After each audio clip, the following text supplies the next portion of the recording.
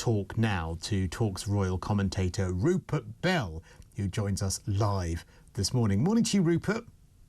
Morning, Cristo. Now, I keep seeing this story this week like a deluded boomerang, and that is the story of Harry and Meghan and Hollywood now hating them. Now, if you do a search on the words Harry, Meghan, Hollywood, every single story, Harry and Meghan feel the wrath of Hollywood. Harry and Meghan's humiliation shows their power is draining. Prince Harry and Meghan Markle's popularity is dropping fast. Prince Harry and Meghan bleeding heart moaning means they've lost Hollywood.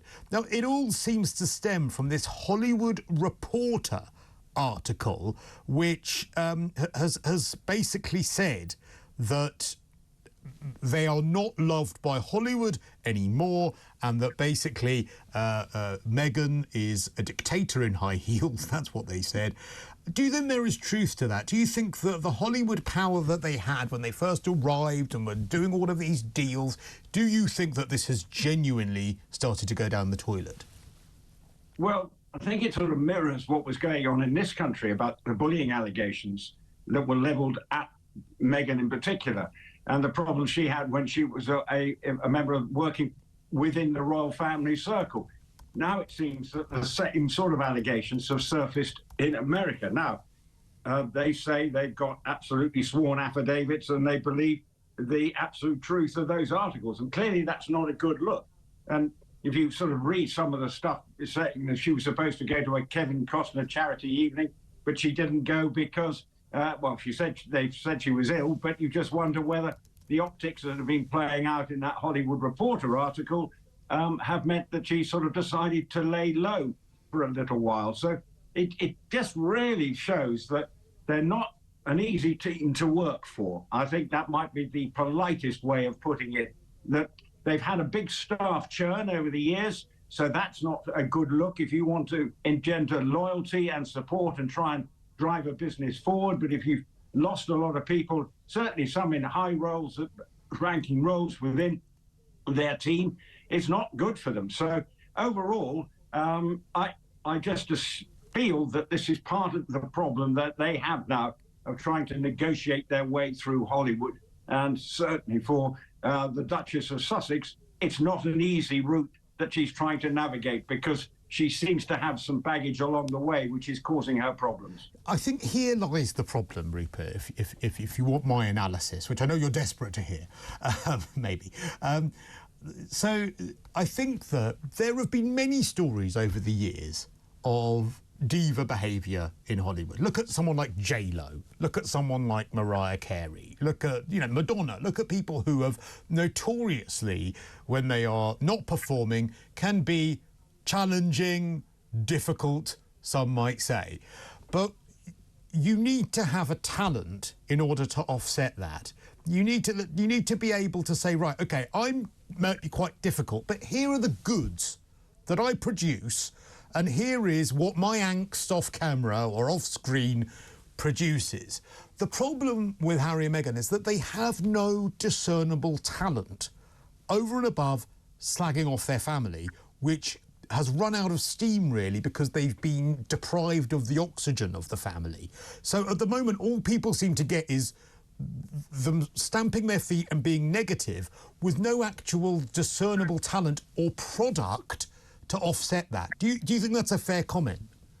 I think we'll probably have to say Meghan, she was a working actress that did do quite well in a program called Suits, and she did all right in that. But what she's struggling is what she's going to be doing in the future.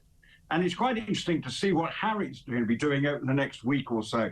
Back on the charity beat, and big style on the charity beat in New York with the Halo Trust, going back to his roots, promoting the Diana Award. So, and with Meghan not in tow, which is another interesting potential development, and he's going to be very much focusing on him and the things that he believes in, wants to help with the Diana Award, the Halo Trust, various other projects as well. But he will be seen, and that's what he thinks now he's got to get back to doing. He's going to be coming to England in a week's time to go to the Wellchild Awards as well. So we're seeing him trying to basically do the things that he was doing as a royal. And that's frustrating, I think, for everybody, because when he was in the royal family, he was a force for good. But now he's having to do it, separate of them, and that's causing them problems because he needs to basically feel that he's a member of the royal family in all but name. But there lies the problem, because it comes back to what it is that they actually do. And all that Harry can do is go and sort of cut ribbon and shake hand. That's his talent. And they don't really have much more to them. And they're not royal anymore. And my fear is that all they do by doing these faux royal events, and we saw it with some of these visits, is they chip away at the validity of the crown itself. Because every working royal that does royal events, they're doing so in service of the crown. They're doing so in service of the king. They're doing so in service of themselves. And I think Hollywood sees that. I think when you look at the Wellchild, I think they would take a slightly different view, because they know that he does make and he's passionate about something like that. And that's why he's coming back in a week's time, and he made a long-standing commitment. Because, as they all say, he still manages to open doors. But the problem is, how do they make those doors commercially viable? And that's the problem, because when he was protected by the royal family, he had all the sort of infrastructure around him. The money was less important. Now, for them going forward and their house in Montecito, they need the money. And that's the problem for them. How do they monetize what they are about? And that's going to be the challenge for them, and in particular for Harry. Well, just one more Harry and Meghan story for you, Rupert, today. Now, at the last election, the last presidential election, they were accused of perhaps in a subtle way endorsing Joe Biden. And I mean, I don't know whether that was a fair accusation or not, but now they are being accused of what is being called ballot harvesting for Kamala Harris. And people are essentially saying that because they've written these letters to people, I mean, why Harry and Meghan are writing to people, reminding them that they need to vote, people are taking that as a covert way of them essentially saying, well, you need to vote for Kamala. Do you think that's a fair criticism? They shouldn't be getting involved in anything to do with the American presidential election. They are the Duke and Duchess of Sussex, and the last I looked, there aren't any royal titles in America. Yes, she is an American citizen, and she is probably entitled to vote. But in putting your head above their parapet and getting involved, however, maybe they see this as innocently, saying, well, basically what we're doing is we're trying to encourage people to vote. I don't think they should be going anywhere near this. And this is one of the problems for them. For Meghan, she probably wants to see herself as a political advocate, and some of the work that she does. But as the Duchess of Sussex, she can't really expect to have any status in the American political system, because that's just that's just not the way they operate. But isn't this demonstrative, though, of Meghan always wanting to maybe reshape the rules around herself? She did it when she was a working royal here in the UK and didn't really understand the protocols and what was required. I guess she would say, probably wrongly, but she would say, well, look, we're not telling anyone who to vote for. We're just simply doing a public service by reminding people of their obligation to vote. So does that make any difference? Well, I just don't think they should be putting their head above the parapet in any way when it comes to encourage, we're in a democracy, people should vote. But I don't think the Duke and Duchess of Sussex in America have a right to tell people to vote. You wouldn't be getting the King in this country or the Prince of Wales saying, get out and vote. They know that it's a democracy, but again, they must avoid any seeming to have any political interference. And it's a very fine line. Look, we've seen the King with, I think it was Angela Rayner this week, so involved in some work in Scotland.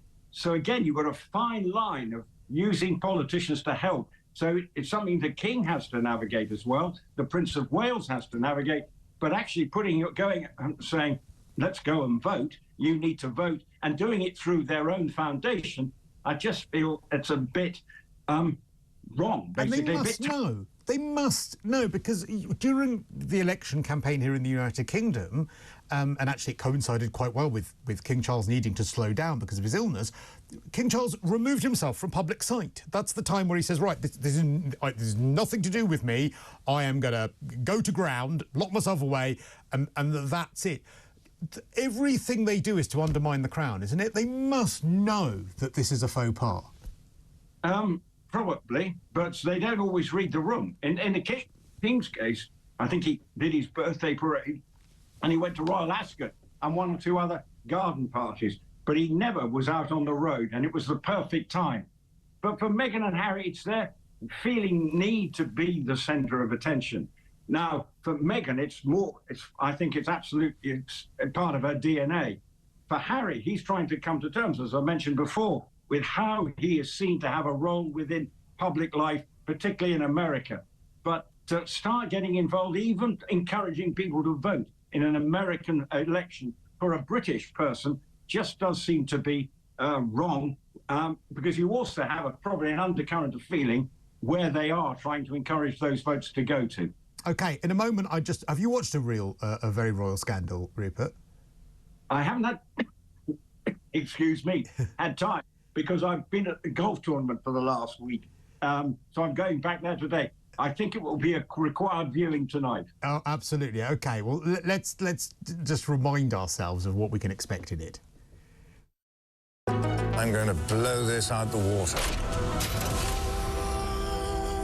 Do you regret any of your behaviour or your friendship with Epstein? Now, still not. The Queen is in shock. The bottom line is to ensure that this scandal never touches the crown. So there we go. That was a little taster of a royal scandal. I can't wait to watch that as well. I haven't watched it yet because I'm in the middle of something else and I can only do one drama at a time. But apparently there is a question that was put to Emily Maitlis and the show includes it. What was this question? Well, basically saying, have you suffered abuse? Because he wanted to make sure that the team that were interrogating him had no bias or, came at it from, a really personal angle, which is an odd question to ask, it would seem. I know friends who have seen a couple of episodes and said it is seriously good, and it doesn't paint him in a very good light. But we know that anyway, because the whole tenet of this is he thought he could brazen it out by doing this interview. And this has once again highlighted the futility and the stupidity of his decision and the way he conducted himself during that interview. And that has led to all his problems, his isolation. Now we're hearing that he may have to vacate the Royal Lodge because the King wants to bring him within the Windsor fold. This has led to a catalogue of errors for him, which has made now that he's basically a prisoner in his own house. What a bizarre question to ask in front of everyone. That's I think the thing that I can't get my head around is like sitting down for an interview and there's a team for it. Because what if the answer for anyone was yes? I mean, does he expect to Emily Maitlis or any of the team to go, well, actually, yeah, I was terribly abused in front of everyone? It's so bizarre. The theory might be that if they were, he wasn't going to do the interview with them. Do you see what I'm saying? Yeah, I would suggest, I mean, again, I'm not his advisor, thank God, but I would have suggested that perhaps before the interview would have been the time then to perhaps get that out rather than when you're sitting down and the lights are on you. I think that may have been some of the background. That's why I've got to watch it to be 100%. Yeah, I understand, and of course we all will be watching it. Nice to talk to you, as always, on a Sunday, Rupert Bell.